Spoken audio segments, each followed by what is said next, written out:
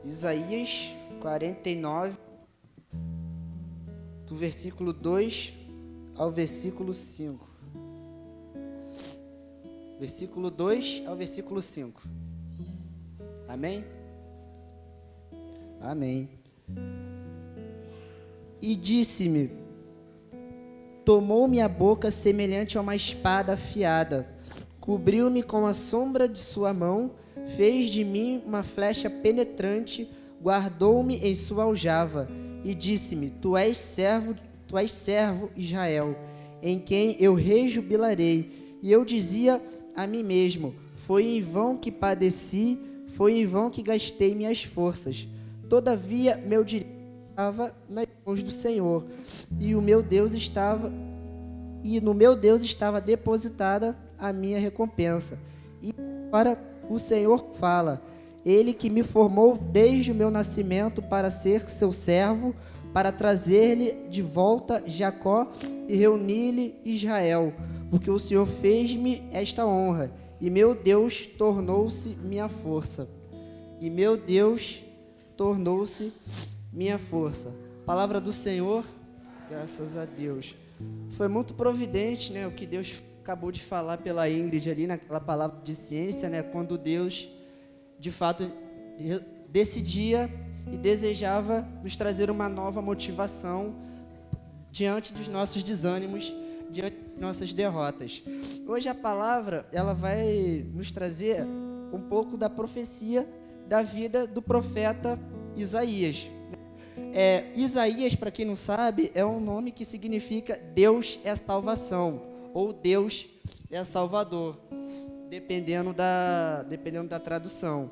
E a questão da salvação, de Deus ser o Salvador, foi muito providente, pois Deus levantou o profeta Isaías para um tempo de dificuldades extremas para o povo de Israel. Todo profeta, toda profetisa, todo santo, toda santa, ela é levantada para uma realidade concreta. A gente tem a ideia de que o profeta, ou de que o santo é aquele homem, aquela mulher de roupas longas, barba grande, cabelos longos, que fica por aí perambulando, como se fosse uma pessoa totalmente à parte, como se fosse uma pessoa totalmente destacada, mas não. A realidade dos profetas e os santos são homens e mulheres que estavam completamente encarnados na realidade política, na realidade econômica, na realidade social, e foram levantados como uma resposta de Deus para essas realidades. Na vida do profeta Isaías, em específico, ele vai viver uma realidade, como eu falei, muito difícil, uma realidade muito complicada, que é o cativeiro da Babilônia. Para quem não conhece, o cativeiro da Babilônia foi um período muito antigo, onde o povo de Israel foi dominado por uma nação inimiga, por uma nação militarmente muito mais forte, que era o Império da Babilônia, da pior forma possível. Eles foram tomados como reféns. Nas táticas militares, nas táticas de guerra, era uma prática muito comum, até mais ou menos no século XX, para tu ver como que isso é recente, como quando você vai dominar um povo, quando você vai dominar uma nação, você extermina quantos você puder, você extermina a maioria, e aqueles que restarem, aqueles que sobreviverem, vocês deslocam, e esses que sobreviverem colocam eles no que hoje a gente chamaria de campo de concentração, né? Como foi a história da Segunda Guerra Mundial e de tantos outros semelhantes. Isso é uma prática muito anterior, e o povo de Israel, nesse período, ele viveu algo parecido, né, com o campo de concentração, aqueles que conseguiram sobreviver à primeira invasão. E essa é uma tática muito eficaz de você exterminar um povo, é uma tática muito precisa, ela dá muito certo e muito dolorosa também. Por quê?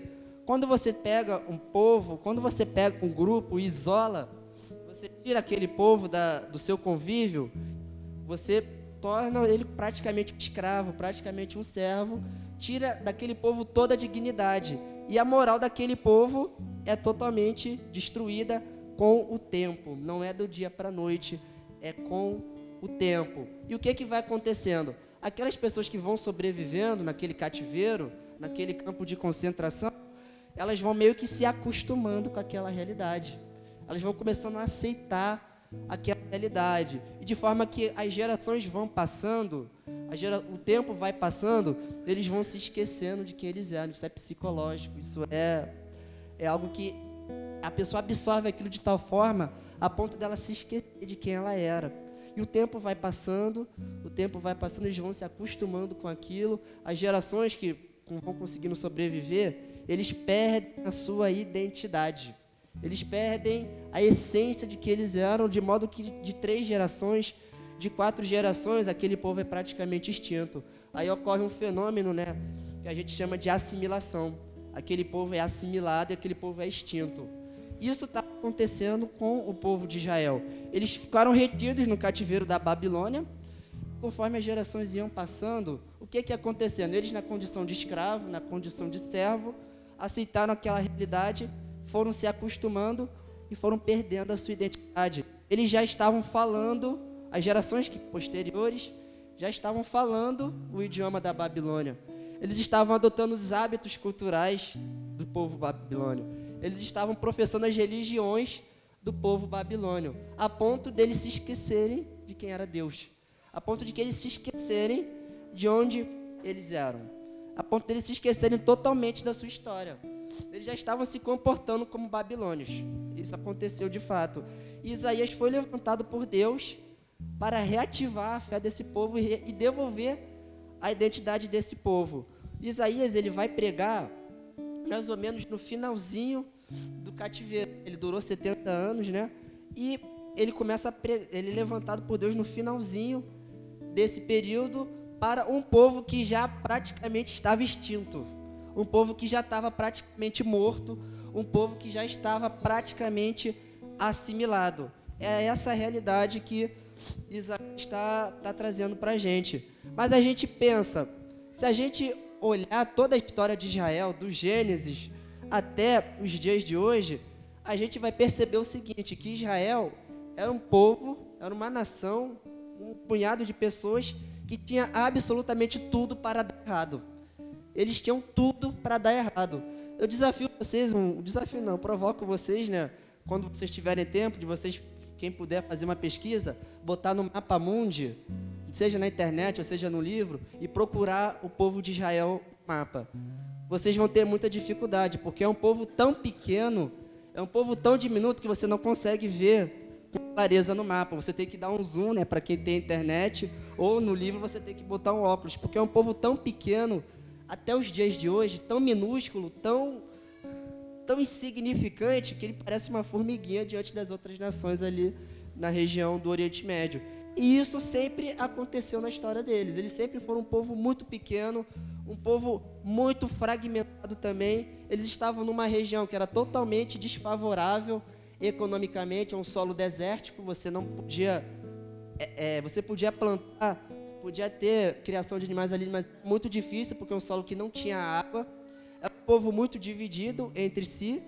E o principal, eles estavam cercados de várias nações muito mais poderosas economicamente, muito mais poderosas militarmente. Ou seja, é um povo que tinha tudo para desaparecer em menos de um século. Mas até hoje eles sobreviveram por quê? Único e exclusivamente pela mão de Deus. A providência de Deus para aquele povo é a única explicação, é a única razão que a gente consegue encontrar para aquele povo sobreviver, até os dias de hoje. A mão de Deus pesou sobre aquele povo, quando a gente vai ver lá em Gênesis, na aliança com Abraão.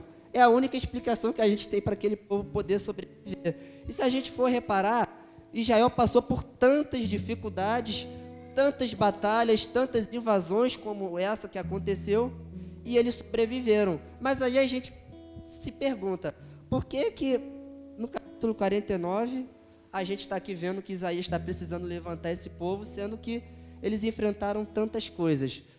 Não é de se estranhar, a gente, depois dessa explicação, a gente vê que eles passaram por tantas dificuldades, eles passaram por tantas invasões, tantos problemas, e agora eles estão novamente na condição de escravo. Não é estranho isso? Claro que tem uma explicação para isso, mas a gente entende. Mas não é de se estranhar? É igual um time que está ganhando, por exemplo. O time lá está lá treinando, está goleando todo jogo, está tá ganhando, a torcida tá empolgada, e chega lá no jogo, na final, toma uma goleada, por exemplo. Não é estranho isso? Isso, infelizmente, me faz até lembrar do jogo do Flamengo, né, na Copa do Brasil, né? Isso daí, eu sou flamenguista, mas me causou uma frustração, né? Pô, ele goleou o Goiás no jogo anterior, pô, aí tu tá lá achando que, pô, caraca, agora a vitória tá praticamente na boca ali do gol, vai vir o Paraná, vai chapuletar, acontece lá, pô... Ou seja, não dá uma frustração, eu estou trazendo esse exemplo bobo, mas para você ver que como a gente está vendo uma situação ali onde, apesar das dificuldades, as vitórias estão vindo, a providência está vindo, é de se estranhar quando a gente tropeça. É igual aquela pessoa que está estudando ali, está tirando 10, está respondendo todas as coisas nas aulas lá e chega lá e tira uma nota ruim na prova. É claro, gente, que essas coisas podem acontecer. Isso faz parte do jogo. Mas é de se estranhar, não causa uma frustração, não causa, pô, peraí, estava indo tão bem. O que aconteceu agora? A mesma coisa se passa com o povo de Israel. Como que uma pessoa consagrada, como que uma comunidade, como que uma pastoral, como que uma igreja... Como que um povo, uma nação, um estado, uma província, depois de fazer uma aliança verdadeira com Deus, pode se encontrar novamente numa condição de escravo, numa condição de refém?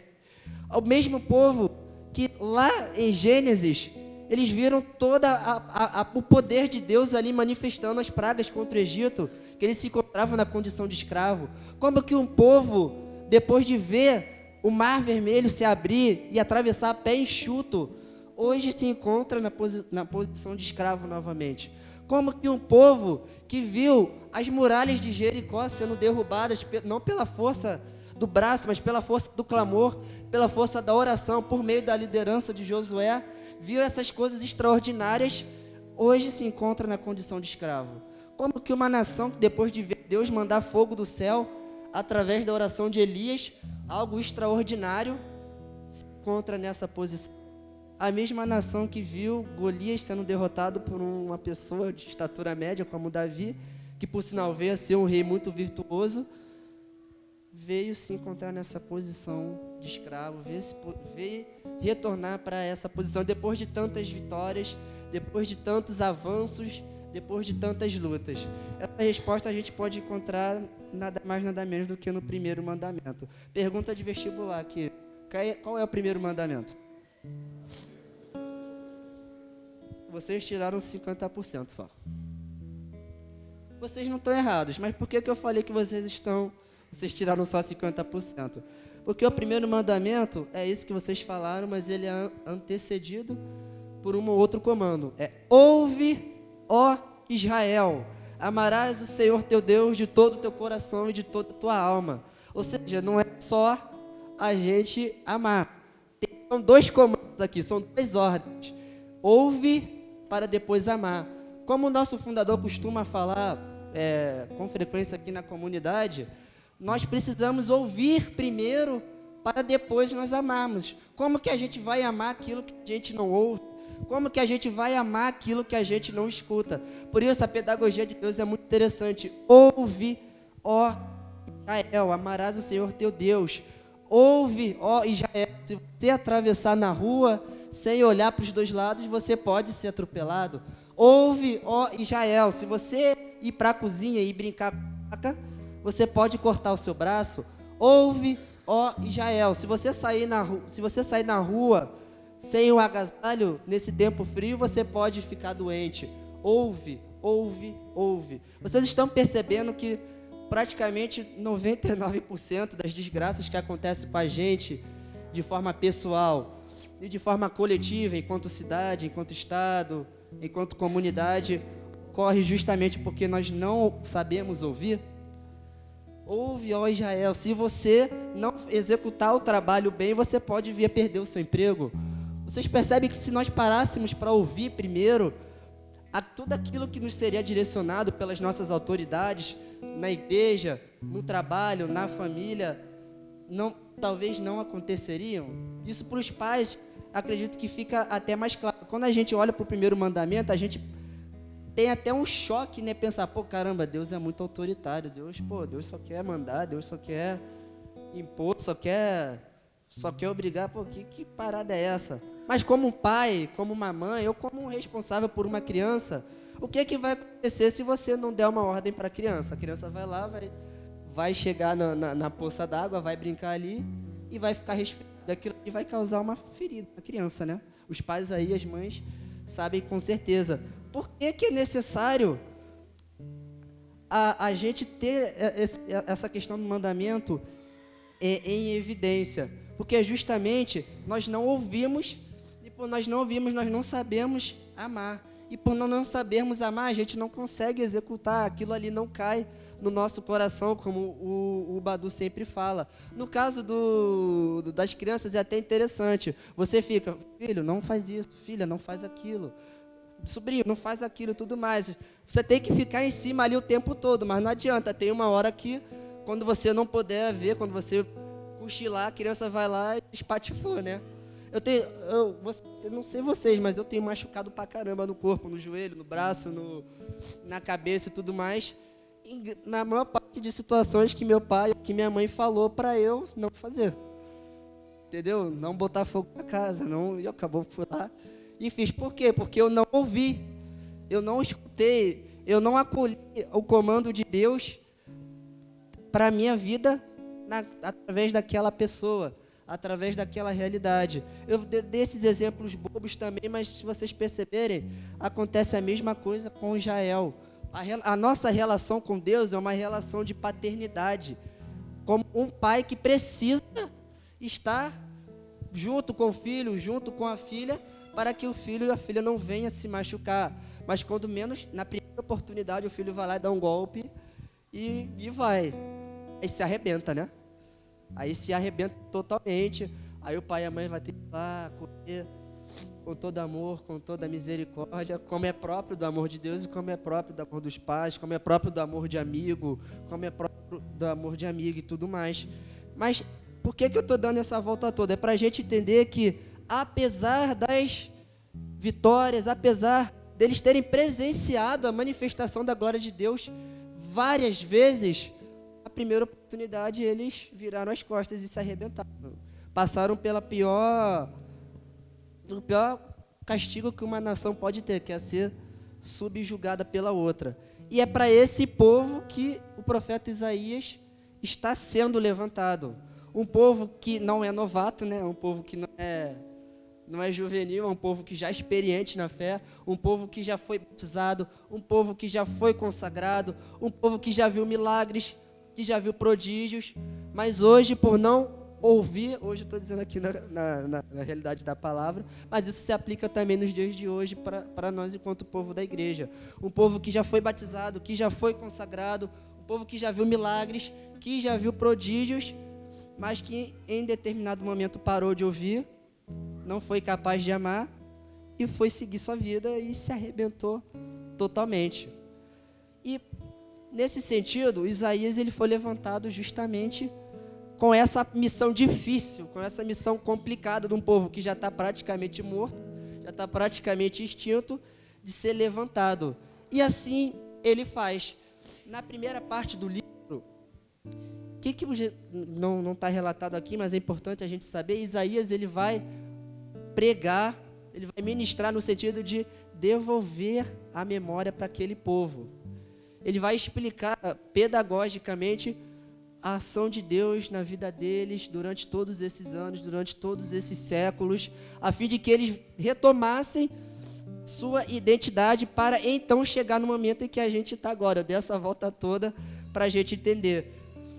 Se vocês repararem, esses versículos que nós lemos fazem parte de uma oração de louvor, de uma oração de exultação. Mas aí vocês me perguntam, como que um povo que já está praticamente morto, que já está praticamente derrotado, já está praticamente destruído, que profeta é esse que ele está louvando diante disso, que ele está exaltando? Como assim? Acabou, não, já era. Durante todas as chances ali, eles perderam. Porque o profeta, justamente, ele está vendo além daquela realidade. vocês perceberam que, eu não sei se vocês lembram, que eu falei no início que, pela cronologia, Isaías ele está pegando o finalzinho ali do cativeiro babilônico, né? Ele está pegando, digamos que está faltando 5 ou 6 anos, ou seja, está no final, nos 45 mesmo ali do segundo tempo. Só que o povo está tão prostrado, o povo está tão derrotado, a moral está tão em baixa que eles não conseguem vislumbrar nada. Assim é com cada um de nós nos dias de hoje. A gente enfrentou tantas dificuldades, a gente passa por tantas coisas que a gente não consegue enxergar além. E Isaías ele já está prefigurando o final desse cativeiro aqui, porque nesse contexto, o que está acontecendo? Um outro rei de um outro império, que é o Império Persa, ele já está começando a se levantar, um rei muito poderoso, de uma outra nação muito poderosa, que está tendo muitas conquistas militares, muitas vitórias no campo militar. Isaías ele está vendo aquilo não com os olhos humanos, não com os sentidos humanos, mas com os olhos espirituais. E ali ele está vendo uma possibilidade de que aquele rei venha a libertar o povo de Israel, derrotando o Império Babilônico. Vocês estão conseguindo entender? Vocês estão conseguindo pegar essa chave? Por isso que aqui ele já está exultando. Nos capítulos posteriores, essa profecia vai se confirmar, e por meio do rei Ciro, do Império Persa, os israelitas vão receber a sua liberdade e vão ser devolvidos à sua terra. Mas nesse momento aqui, só o profeta está vendo isso, só o profeta está conseguindo enxergar, e ele já está exultando, e ele já está louvando por isso, mesmo em meio a essa realidade de caos, mesmo em meio dessa realidade de derrota. E aqui muitas das vezes acontece isso com a gente. Foi em vão que padeci. Vocês pensam num povo que passou 70 anos castigado, 70 anos escravizado. Muitas das vezes não é assim que a gente se sente, não é assim que eu me sinto, não é assim que você experimenta essa realidade. Foi em vão que você padeceu, você fez a primeira comunhão, você fez a crisma, você fez uma consagração numa comunidade, você fez os votos numa ordem, mas hoje você se encontra talvez numa realidade de pecado, numa realidade de reclusão, porque você parou de ouvir? Será que não é assim que a gente se encontra? Como que a gente pode vislumbrar um futuro bom quando eu estou ali escravizado, quando eu estou ali massacrado? Mas hoje Deus vem falar através dessa palavra que você, apesar de tudo, tal como aconteceu com o povo de Israel, há uma profecia sobre a sua vida também. Pois, se eles passaram 70 anos naquele cativeiro, se eles passaram 70 anos naquele regime de escravidão, foi por desobediência, foi porque não conseguiram, não quiseram mais ouvir. E tal como o filho, né, que não ouve o pai, que não ouve, de repente, um conselho de um amigo, ele vem arrebentar. Mas o pai ou o amigo está sempre ali, presente para resgatar aquela pessoa, para resgatar aquele filho, para resgatar aquele amigo. E nesse sentido, Deus vai fazer a mesma coisa com o povo de Israel. Aqui a pregação de Isaías, a profecia que ele vai proferir sobre aquele povo, vai no sentido de relembrar que ele não está sozinho, que aquilo ali está chegando ao fim, apesar dele não ter visto, apesar deles não estarem vislumbrando, mas ele está vendo lá na fronteira, ele está vendo lá no céu, que a vitória já está chegando, que a vitória já está a caminho. Hoje você talvez possa se sentir derrotado, você talvez possa se sentir derrotada, mas se a gente for reparar na biologia, por exemplo, como que é a fecundação de um óvulo? São milhares de espermatozoides, né? São milhares de espermatozoides e apenas um que fecunda o óvulo. Esse um é você. Como que você se acha derrotado diante dessa realidade? Como que você se acha derrotado se você foi aquele único espermatozoide que fecundou o ovo da sua mãe? Assim como aconteceu com o povo de Israel lá no Egito, aquele povo diminuto, aquele povo pequeno foi alcançado pela misericórdia de Deus, como você foi alcançado pela misericórdia de Deus no momento da sua fecundação também. Pensa agora na sua vida, na sua infância, por exemplo, quantas doenças, quantas enfermidades você não teve? Quantas chances de morte você já teve?